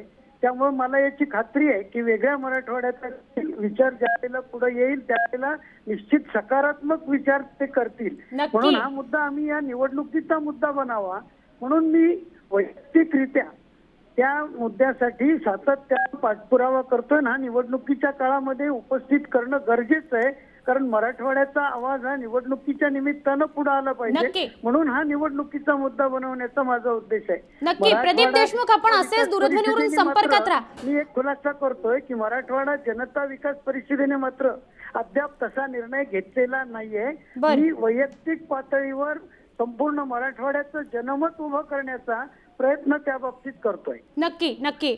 आपण असेच दूरध्वनीवरून संपर्कात राहा. किरण, जर आपण बघितलं असेल तर जसं तुम्ही मगाशी म्हणालात की भावना महत्त्वाची आहे. आर्थिक मागासले पण जे काही आलं, दुर्लक्षित राहणं जे काही आहे, ती जी काही भावना आहे त्याच्यामुळे स्वतंत्र विदर्भ किंवा स्वतंत्र मराठवाड्याची मागणी समोर येते. आता हाच संकेत जातोय की समजा जर वेगळा विदर्भ होण्यासाठी भाजप अनुकूल असेल तर मग वेगळ्या मराठवाड्यासाठी का अनुकूल असू नये आणि का त्याला पाठिंबा देऊ नये? नाही, याच्यामध्ये दोन मुद्दे आहेत. म्हणजे विकास झालेला नाही हे सगळ्यांना मान्य आहे. म्हणजे राष्ट्रवादी काँग्रेसचे प्रवक्ते जर म्हणत असतील की मराठवाड्याचा आणि विदर्भाचा विकास झालेला आहे, तर मला वाटतं त्यांनी एकदा आपल्या सरकारने, त्यांच्या स्वतःच्या सरकारने जो ह्युमन इंडेक्स डेव्हलपमेंटचा रिपोर्ट पब्लिश केलेला आहे तो एकदा नजरेखालून घालावा. आणि त्याला जर ते विकास म्हणणार असतील तर अख्खा भारत विकसित म्हटला पाहिजे, मुंबई मागास म्हटली पाहिजे, असं त्याचं म्हणण्याचा अर्थ होईल. विदर्भ आणि मराठवाड्यातली परिस्थिती वेगळी आहे. विदर्भाची मागणी योग्य की अयोग्य या मुद्द्यात न जाता त्याच्यामागे काहीतरी लॉजिक आहे की विदर्भामध्ये नैसर्गिक साधनसंपत्ती आहे, तिकडे वीज तयार होते, तिकडे मोठ्या प्रमाणात जंगल आहे, तिकडे टुरिझम डेव्हलप होऊ शकतं. अनेक मार्गाने विदर्भ वेगळा झाला तर त्याला उत्पन्नाचे काहीतरी स्रोत निर्माण होऊ शकतात. तसं मराठवाड्याकडे काय आहे? मराठवाडा जर समजा वेगळं राज्य झालं तर मराठवाडा जगेल कशाच्या आधारावर? मराठवाड्याकडे काय आहे स्वतंत्रतेचं अस्तित्व टिकवण्यासाठी म्हणून? म्हणजे आपल्याला असं म्हणायचं की वेगळा विदर्भ जी मागणी होते किंवा जर समजा स्वतंत्र विदर्भ राज्य झालंच निर्माण तर सस्टेन होऊ शकेल, ते पुढे सुद्धा होऊ शकेल असं त्यांना वाटतंय. आणि ते मान्य करण्यासाठी काहीतरी आधार आहे. तेच मी आता म्हणालो की त्यांच्याकडे वीज आहे, पाण्याचे स्रोत मुबलक आहेत, तिकडे जंगल आहे, तिकडे फॉरेस्ट आहे आणि त्या फॉरेस्टचा उपयोग, त्या वाईल्ड लाईफचा टुरिझमचा उपयोग करून त्यांना त्यांचं उत्पन्न वाढवता येऊ शकतं. काहीतरी सोर्स आहे. तो टिकेल नाही टिकेल तर पुढचा मुद्दा आहे. पण मराठवाड्याकडे सोर्सच नाही. मराठवाडा आपलं GDP वाढवणार कसं? पैसे आणणार कुठून? शेवटी मराठवाड्याला समजा वेगळं व्हायचंच असेल तर त्यांना स्वतःचे नॅचरल सोर्सेस उपलब्ध करायला लागतील, इंडस्ट्री आणावी लागेल. जगणार कसे आहात तुम्ही? हा फक्त भावनिक मुद्दा झाला की आम्हाला वेगळं व्हायचं आहे, विकास झाला नाही, अमुक नाही तमुक नाही. पण ही जी इकॉनॉमिकली सस्टेन करण्याची जी प्रक्रिया आहे ती तुम्ही कशी पूर्ण करणार आहात? तुम्ही लोकांना खाऊ कुठून काढणार आहात? इंडस्ट्री कुठे आहे? शेती कुठे आहे? धरणामध्ये पाणी नाही आहे, कायम दुष्काळी भाग आहे. हे सगळं कसं करणार आहात? म्हणजे बोलणं फार सोपं आहे पण ते प्रॅक्टिकली अत्यंत अवघड आहे, ते अशक्य आहे. म्हणजे आपल्याला असं म्हणायचं जेव्हा वेगळा विदर्भाचा मुद्दा समोर आला, त्याविषयी आंदोलनं झाली, चर्चा झाली, तेव्हा एका बाजूला वेगळा विदर्भ जर झाला तर कशा पद्धतीने तो सस्टेन करायचा याच्या संदर्भातला सगळा जो आराखडा आहे तो तयार आहे असं वाटतं? आराखडा आहे की नाही मला माहित नाही, पण अशाच पद्धतीचा विचार विदर्भामध्ये नक्कीच केलेला आहे. विदर्भवादी नेते जे आहेत ते म्हणत असतात की आम्ही इकॉनॉमिकली व्हायबल होऊ शकतो, आमची तेवढी कॅपॅसिटी आहे. त्याची कारणं अशी आहेत की विदर्भामध्ये कोळशाच्या खाणी आहेत. त्या खाणीमधून हजारो लाखो टन कोळसा जो निघतो, आज त्याची रॉयल्टी ही महाराष्ट्र राज्य म्हणून मिळते. तीच रॉयल्टी उद्या विदर्भाला मिळेल वेगळा विदर्भ झाला तर. त्यामुळे त्यांच्याकडे आर्थिक स्रोत काहीतरी निर्माण होईल. वीज आपण आज भांडूपर्यंत जी वीज वापरतो ती चंद्रपूरला तयार होते. ती वीज विकून विदर्भ पैसा कमवू शकेल, त्यांच्याकडे टुरिझम वाढू शकेल. हे असे 3-4 सोर्सेस आहेत. इंडस्ट्री आजही विदर्भामध्ये नाही. निव्वळ या 3 सोर्सेसच्या आधारावर बाबतीत सुद्धा खूप मर्यादा आहे. विदर्भाकडे पाणी आहे पण धरणं आहेत का? विदर्भामध्ये कापूस पिकतो पण गिरण्या आहेत का? हे सगळं एकमेकांमध्ये गुंतलेलं आहे. हे इन्फ्रास्ट्रक्चर जो तुम्ही डेव्हलप करत नाही तो तुम्ही इकॉनॉमिकली सस्टेन होऊ शकत नाही. त्यामुळे आता वेगळा विचार करण्यात मला तरी फक्त भावनिक मुद्दा म्हणतो, यात प्रॅक्टिकली काही वाटत नाही. नक्की. राजू वाघमारे, आपण काहीतरी मगाशी बोलत होतात. नाही, मी जे मगाचपासून ऐकतोय की विदर्भाचा अजिबात विकास झालेला नाही, सुवर्णा हे म्हणणं तितकंसं खरं नाही आहे. कारण आपण विदर्भाची तुलना ज्यावेळी पश्चिम महाराष्ट्राशी करता त्यावेळी नक्कीच कुठेतरी तुम्हाला विदर्भाचं तुलनेमध्ये कमी डेव्हलपमेंट झालेली दिसते. पण जर विदर्भाकडे ज्यावेळी तुम्ही बघाल आणि त्याच्याबद्दलच्या डेव्हलपमेंटकडे बघाल तर आत्ताच तुम्ही बघा की ज्यावेळी नागपूरला हा इंटरनॅशनल मल्टी हब कार्गोचा प्रकल्प आहे, तो जवळजवळ 15 ते 20 हजार कोटीचा प्रकल्प आज तिकडे आलेला आहे. चंद्रपूरला जसे तारेसाहेब म्हणाले थर्मल स्टेशन जे आहे ते जगातलं भारतातलं सगळ्यात मोठं थर्मल स्टेशन आहे. राजूजी मला एक मुद्दा तुम्हाला सांगायचा आहे. तुम्ही आता विदर्भाचा विकास इंडस्ट्रियल सेक्टर मध्ये पण आता होतोय, पण त्या विकासाची गती पश्चिम महाराष्ट्राच्या तुलनेच्या गतीमध्ये थोडी कमी आहे, पण विदर्भाचा विकासच झाला नाही. आज जर तुम्ही नागपूर शहर बघितलं किंवा ह्या ज्या बाकीच्या अमरावती आणि ह्या सगळा परिसर बघितलात तर त्याचा विकास आणि इन्फ्रास्ट्रक्चरकडे आघाडी सरकारने लक्ष दिलेलं आहे, त्याची सोय केलेली आहे. फक्त विकासाची गती थोडी कुठेतरी कमी असेल कंपॅरेटिव्हली इतर प्रदेशांच्या बाबतीत, पण विदर्भाचा विकास झाला नाही हा जो प्रचार जो होतो आहे तो सर्वस्वी चुकीचा आहे. आणि दुसरा मला एक महत्त्वाचा मुद्दा मांडायचा आहे की जर बीजेपीला वेगळा विदर्भ करायचा आहे, भुवनेश्वरच्या अधिवेशनामध्ये त्यांनी सांगितलं, मग मोदींनी आता आल्यानंतर वेगळ्या विदर्भाच्या संदर्भात एकही शब्द का उच्चारला नाही? जसं यांनी राम मंदिराच्या बाबतीत केलं तसंच हे विदर्भाच्या बाबतीत करणार. हे फक्त घोषणा करणार, निर्णय घेणार नाहीत, तो प्रश्न भिजत ठेवणार आणि त्या प्रश्नावर जनतेला गंडवून जनतेकडून मतं कशी घेता येतील याचा विचार बीजेपी करते. बीजेपी वेगळा विदर्भ स्वतःहून होऊ देणार नाही, जरी त्या जनतेची इच्छा असली तरी. हे यांचं ढोंग आहे आणि हे ढोंग विदर्भाची जनता आता समजून चुकलेली आहे. त्याच्यामुळे त्यांना कळतंय की जर यांना करायचं असतं तर एनडीएच्या काळात केलं असतं, जर यांना करायचं असतं तर मोदी आले त्यावेळी त्यांनी घोषणा केली असती. पण कोणीही कधीही कुठचीही घोषणा करणार नाही आणि वेगळ्या विदर्भाच्या मतांसाठी आपल्याला असं म्हणायचं की भाजप मतांसाठी फक्त आभास निर्माण करताय. किरण तारे काहीतरी बोलत होते मगाशी, आपण सुरुवात केलीत बोलायला तेव्हा. किरण तारे, मला राजूजींना एक मुद्दा सांगायचा आहे की ते जेव्हा म्हणतात ना की आम्ही मल्टी नोडल हब मिहानची जी गोष्ट करतायत, मिहान येते, मिहानचा प्रोजेक्ट किती वर्षापूर्वी सुरू झाला आणि आज त्याची प्रोग्रेस काय आहे? जिथून सुरू झाला तिथेच थांबलेला आहे. अनेक वर्षामध्ये मिहान पुढे सरकलेला नाही. राजूजी, 15 वर्ष तुमचं सरकार आहे, तुम्ही जरा माहिती घेऊन बघा. मिहानमध्ये तुम्ही साधी इलेक्ट्रिसिटी सप्लाय देऊ शकलेला नाहीत. अनेक कंपन्यांनी जागा घेऊन ठेवल्या आहेत, तिथे रिअल इस्टेट डेव्हलप होते, तिकडे इंडस्ट्री होत नाही आहे. आणि तुम्ही नागपूरचा जो विकास म्हणतात ना, नागपूरमध्ये रिअल इस्टेट डेव्हलप झालेलं आहे. बुटीबोरी इंडस्ट्रियल इस्टेट एवढी मोठी, आशियातली सगळ्यात मोठी इंडस्ट्रियल इस्टेट होती, त्याचं काय झालं? एकही उद्योग तिकडे आला नाही. तुमच्या सरकारच्या नाकर्तेपणामुळे आलं नाही. तुम्ही त्यांना कुठल्याही प्रकारचे फॅसिलिटीज दिला नाहीत. तिकडे वीज नाही, तिकडे पाणी नाही, इंडस्ट्री येणार कशी? मग याला विकास नाही म्हणत तर काय म्हणतात? की ज्यावेळी एवढ्या मोठ्या प्रमाणात आपण गोष्टी करतो त्याला कुठेतरी इम्प्लिमेंटेशन मध्ये वेळ लागतो. किती वेळ लागतो? 15 वर्ष झालीत. 15 वर्षामध्ये गुजरात कुठे गेलं? महाराष्ट्राच्या पुढे गेलं. 15 वर्ष सर तुम्ही जे म्हणताय तेवढ्या बाबतीत तसं काहीच झालं नाही. आणि तसं असतं तर एवढ्या 15 वर्षात या विदर्भाच्या जनतेने आम्हाला निवडूनच दिलं नसतं. निवडून विदर्भाच्या जनतेला काही कळत नाही का? राजूजी, निवडून येण्याचे क्रायटेरिया वेगळे असतात, तुम्हाला माहिती आहे, मला माहिती आहे. प्रामाणिकपणे मी विनंती करतो की अशा प्रकारचा खोटा प्रचार आघाडीच्या सरकारच्या बाबतीत जो सगळ्या बाजूनी चाललेला आहे. नाही, खोटा प्रचार इथे कोणी करत नाही. खोटा प्रचार इथे राजूजी कोणी करत नाहीये. राजूजी, विकासाच्या मुद्द्यावर तुम्ही कधीपर्यंत मतं मागितली ते सांगा आधी. विदर्भामध्ये कुठल्या सरकारने, कुठल्या पक्षाने, कुठल्या उमेदवाराने आम्ही विकास केला म्हणून आम्हाला मतं द्यायचं सांगितलंय? तुम्ही तुमचे आमदार खासदार निवडून येतात त्याची कारणं वेगळी आहेत. तुम्ही जातीच्या आधारावर मतं मागतात, तुम्ही धर्माच्या आधारावर मतं मागतात, तुम्ही विकासाच्या आधारावर मतं मागत नाही म्हणून तुम्ही निवडून येतात. नक्की. चंद्रकांत वानखेडे साहेब, जातीच्या आणि धर्माच्या नावावर बीजेपी मतं मागते. नाही, मी राजकारणाबद्दल बोलतोय. राजकारणी सगळे जे म्हणतोय ते विकासाच्या मुद्द्यावर कोणी मत मागत नाही तिकडे. काँग्रेस, राष्ट्रवादी नाही कधीच जातीच्या आणि धर्माच्या नावावर आम्ही राजकारण केलेलं नाहीये. नाही, आपण विषय वेगळ्या ठिकाणी नेतोय.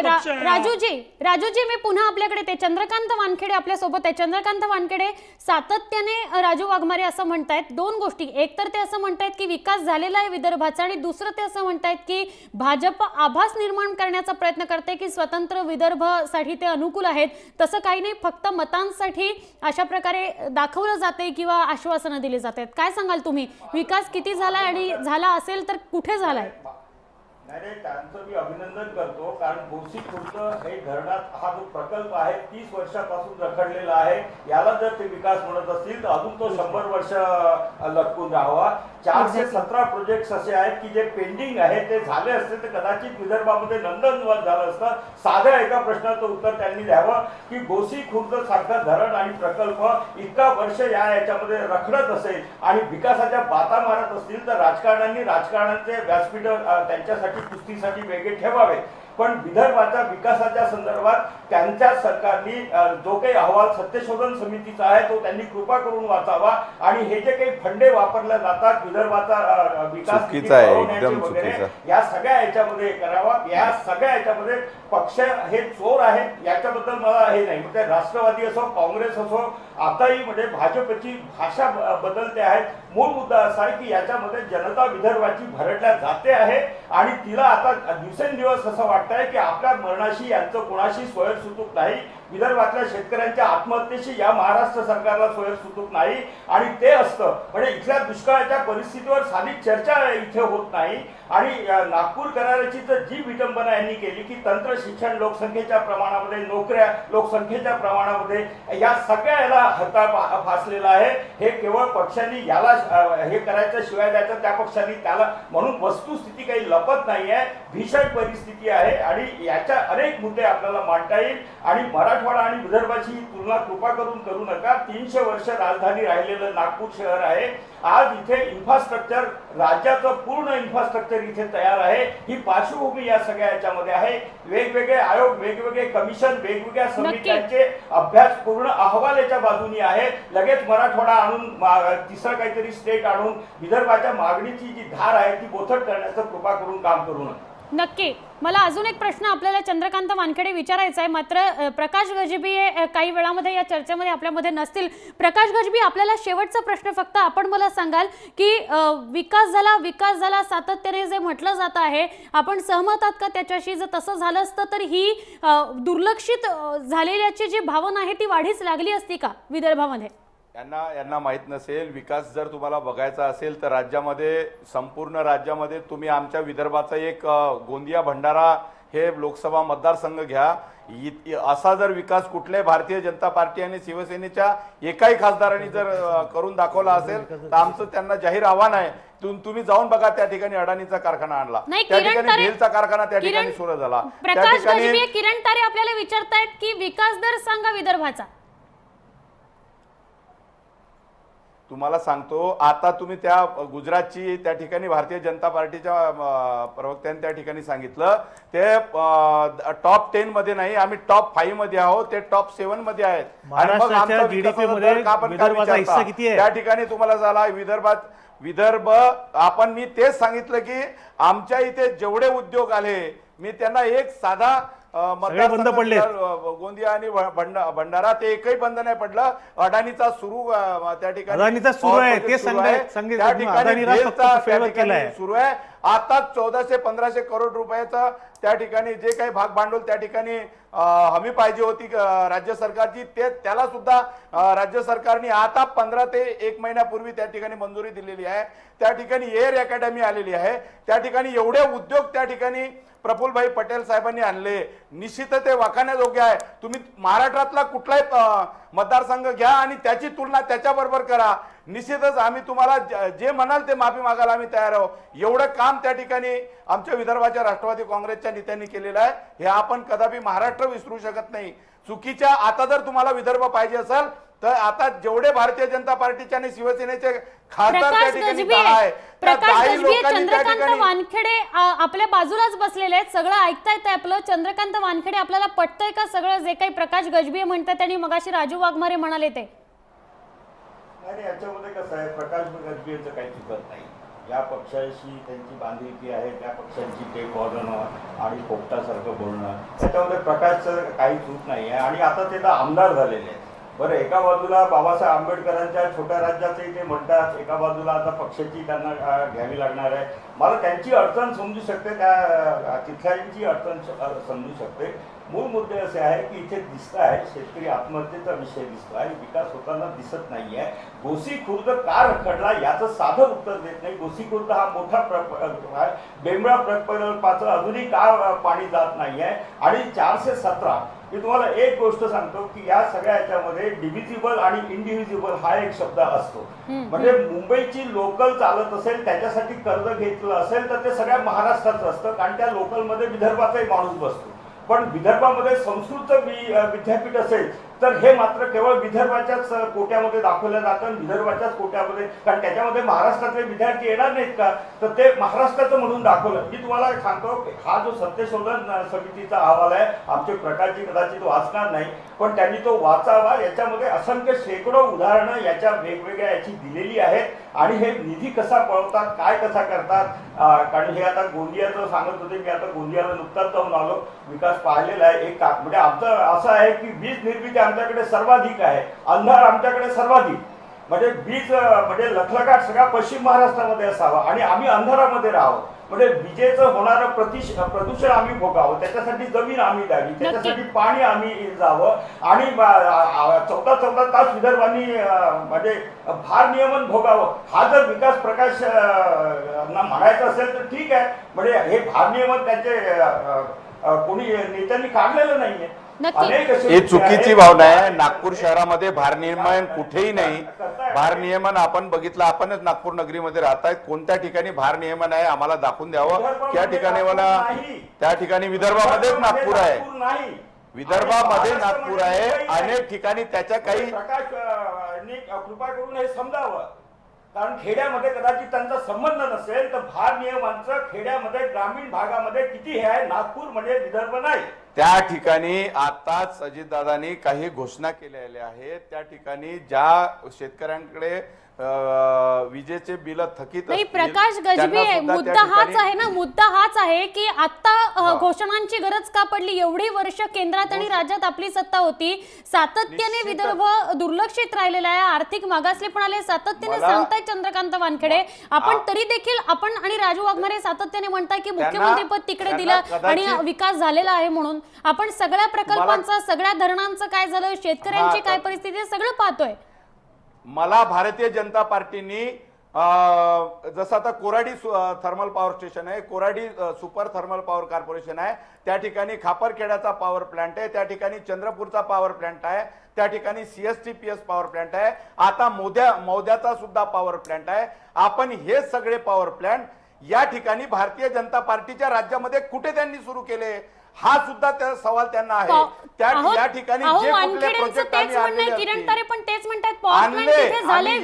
आणलेले आहेत आणि करून दाखवलेले आहेत. वीज विदर्भात पोहोचते का, तीच वीज आता विदर्भात. जर आम्ही उद्या आपण या ठिकाणी मुंबईवरून आपण बोलता, उद्या आम्हाला मुंबई चालवायची आहे. आम्ही जर आता उद्या जर तुम्हाला मुंबईला वीज दिली नाही तर आपण अंधारात राहाल. आपण त्याचा विचार केला पाहिजे. तुमच्याकडे जर वीज नसेल तर हा महाराष्ट्र आहे, महाराष्ट्रामध्ये आपण एका राज्यामध्ये राहतो, देशामध्ये राहतो, तर आपल्याला एक दुसऱ्याला मदत करणे गरजेचं आहे. ज्या वेळेस कधी महाराष्ट्र जर त्या ठिकाणी विजेच्या संकटामध्ये सापडला तर आपल्याला दुसऱ्या राज्यामध्ये काही मिनिटांपूर्वी चंद्रकांत वानखेडेंनी विचारलेला प्रश्न कुठे चुकला. त्यांनी असं म्हटलं की विदर्भ अंधारात ठेवून बाकीच्यांना लखलखाट केला जातो. पश्चिम महाराष्ट्र, मुंबईला विदर्भ अंधारात नाही, या ठिकाणी विदर्भ अंधारात नाही, पण आम्ही त्या विदर्भ वेगळा झाला पाहिजे या मताशी सहमत आहोत. आमच्या पक्षाचे राष्ट्रीय अध्यक्ष शरदचंद्र पवार साहेबांनी म्हटलं की या राज्यातली जनता किंवा विदर्भातली स्पेशली जनता जर समजा रस्त्यावर आली तर आम्ही विदर्भ देण्यास आम्ही त्यांच्या मताशी सहमत आहोत. परंतु आंदोलन या ठिकाणी झाले, फक्त नेत्यांची आंदोलनं होतात, ते नेते आंदोलन करतात, तिकडे मंत्री झाले की मग विसरतात. त्या ठिकाणी भारतीय जनता पार्टीचं राज्य आलं, त्या ठिकाणी मुख्यमंत्री जोशी साहेब झाले, मनोहरराव जोशी, त्यावेळेस त्यांनी का विदर्भ, ते तर स्वतः विरोध करतात. मग हे इकडे भारतीय जनता पार्टीच्या कोलांट उड्या, तिकडे शिवसेनेच्या कोलांट उड्या, यांच्या या कोलांट उड्यामध्ये या उभ्या राज्यातच नाही उभ्या देशाचं फार मोठं नुकसान होणार आहे. म्हणून यांनी फक्त जे या ठिकाणी देशाचं राजकारण फक्त हिंदुत्वाच्या नावावर त्यांनी गोल गोल घुमावण्याचा, प्रभू रामचंद्राच्या नावावर, मंदिराच्या नावावर गोल गोल घुमावण्याचा, जाती जातीमध्ये फूट पाडण्याचं काम, त्याच्या गोल गोल घुमवायचं, असं संपूर्ण काम भारतीय जनता पार्टी आणि शिवसेना करत आहे. आणि त्या ठिकाणी आम्ही एवढा विकास या राज्यामध्ये, भारताचा समतेचा, धर्मनिरपेक्षतेचा पाया जर कोणी रचला असेल, फुले शाहू आंबेडकरांचा, तो पाया रचण्याचं काम बाबासाहेब आंबेडकरांनी केलं आणि त्याच्यामुळे हा देश हा सुरक्षित आहे. आणि जर या ठिकाणी भारतीय संविधान बरोबर नसतं तर ह्या ह्या राज्याचे सगळे नक्की नक्की एकमेकावर प्रकाश तुटून गजबी पडले आपला असते, मुद्दा या लक्षात आला. वस्तुस्थिती आहे. प्रकाश गजबी आपला मुद्दा लक्षात आला. आपण या चर्चेत सहभागी झाल्याबद्दल धन्यवाद. निरंजन शेट्टीकडे मी जाणार आहे. निरंजन शेट्टी, आता तर काँग्रेस आणि राष्ट्रवादीचं असं म्हणणं आहे की विदर्भ आणि मराठवाड्याचा विकास झालेलाच आहे. उगाचच असा प्रचार केला जातोय की विकास झालेला नाही. माझं असं म्हणणं आहे की जर यांनी विकास केला होता आणि आता यापूर्वीच किरणजींनी सांगितलं की ज्या प्रकारे वाघमारे साहेब आणि गजबीजी साहेब सांगत होते की आम्ही का निवडून येतो, का जनता गेली 15 वर्ष त्यांना निवडून देते, तर आत्ता घडलेल्या त्या लोकसभेच्या निवडणुकीत 10च्या 10 सीट्स, त्या लोकसभेच्या सीट्स हे भारतीय जनता पार्टीने शिवसेनेला मिळाल्या. त्यामुळे निश्चित जर का आपण मापदंड पकडला तर लोकांनी, विदर्भाच्या लोकांनी सुद्धा भारतीय जनता पार्टीला निवडून दिलं ना 10च्या 10 सीट, आणि येणाऱ्या काळात ते आम्ही निवडूनच देऊ. त्यांच्यासाठी जे काय आम्हाला करायचं आहे ते करूच ना. आणि आता गजबीजे साहेब पुन्हा म्हणाले की आम्ही वेगळ्या विदर्भाच्या संदर्भात आमचे नेते शरदचंद्र पवार हे त्या मताशी सहमत आहे. तर आता समजून घ्या की वाघमारे साहेब वेगळा विषय करतात आहे, गजबीजे साहेब वेगळा विषय करतात आहे. नाही नंतर त्यांनी निरंजन शेट्टी नंतर त्यांनी आपला मुद्दा स्पष्ट केला. त्यांनी असं म्हटलं की शरद पवार साहेबांनी असं म्हटलंय की तिथल्या जनतेला जे काही हवं आहे त्यासाठी म्हणून कायम राष्ट्रवादी म्हणजे तिथली जी जनता म्हणत असेल की विदर्भ वेगळा हवाय तर शरद पवार सुद्धा अनुकूल आहेत असं त्यांनी नंतर स्पष्ट केलं. सुवर्णाताई, वानखेडे साहेब हे सुद्धा एक जनतेचे प्रतिनिधी आहेत. तर देवेंद्र फडणवीस साहेब किंवा नितीन गडकरी सुद्धा ते जनतेचे प्रतिनिधी आहेत. आणि त्यामुळे तिथे कुठे ना कुठे विदर्भ, वेगळा विदर्भ व्हावा या तिकडच्या जनतेची मागणी आहे. आणि जसं किरण तरे साहेबांनी सांगितलं की ते का फिजिबल आहे, कारण त्यांच्याकडे नॅचरल रिसोर्सेस आहेत आणि ते सर्व्हाइव्ह करू शकतील लॉंग रन. आणि थोड्या वेळापूर्वी वाघमारे साहेबांनी जसं सांगितलं की आम्ही लोकांना गंडवतो, ह्या वेळेला 2 महिन्यानंतर लोक त्यांना गंडवतील आणि त्यांच्या ज्या बुलथापावरती त्यांना घरी पाठवतील. लोकसभा ही झाकी होती, बाकी सब बाकी आहे. आता येणाऱ्या काळात त्यांनाही घरी बसवण्याचं काम भारतीय जनता पार्टी आणि शिवसेना तर करतीलच. आणि विदर्भाची जनता, मराठवाड्याची जनता आणि संपूर्ण महाराष्ट्राची जनता त्यांना घरी पाठवल्याशिवाय राहणार नाही. नक्की. वाघमारे बोला. काय सुवर्णा की आता शेट्टी साहेबांनी जे सांगितलं त्या मताशी मी सहमत आहे की भाजपला वेगळा विदर्भ पाहिजे, या मताशी मी सहमत आहे. पण मग जर वेगळा विदर्भ पाहिजे, यांच्याकडे बहुमत आहे, मग ह्या काळामध्ये ह्या निवडणुकीच्या आधी भाजपाने विदर्भ वेगळा करून दाखवावा, नाहीतर मान्य करावं की विदर्भाच्या जनतेचा आम्ही विश्वासघात केलाय म्हणून. तुमच्याकडे सत्ता आहे, तुमच्याकडे बहुमत आहे, तुम्ही म्हणता की जनतेला वेगळा विदर्भ पाहिजे, तुमच्याकडे सगळी ताकद आहे, मग करून दाखवा वेगळा विदर्भ या इलेक्शनच्या आधी. का नाही करू शकत? का या विदर्भाच्या जनतेचा विश्वासघात करताय तुम्ही? उत्तर द्या त्याचं. मोदी इकडे आले, का नाही वेगळ्या विदर्भाची घोषणा केली?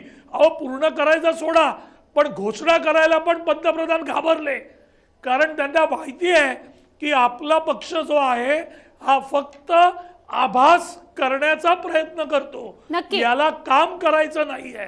हे या पक्षाचं धोरण आहे. नक्की. आपल्या कार्यक्रमाची वेळ संपत आलेली आहे. मला शेवटचे 2 प्रश्न फक्त चंद्रकांत वानखेडे आणि किरण तारेंना विचारायचे. नक्की राजूजी, आम्ही जनतेचा विश्वासघात केलाय. नक्की राजूजी, मला क्षमा करा, आपल्या कार्यक्रमाची वेळ संपते, त्यामुळे मी चंद्रकांत वानखेडे शेवटचा प्रश्न आपल्याला विचारते. थोडक्यात मला उत्तर अपेक्षित आहे.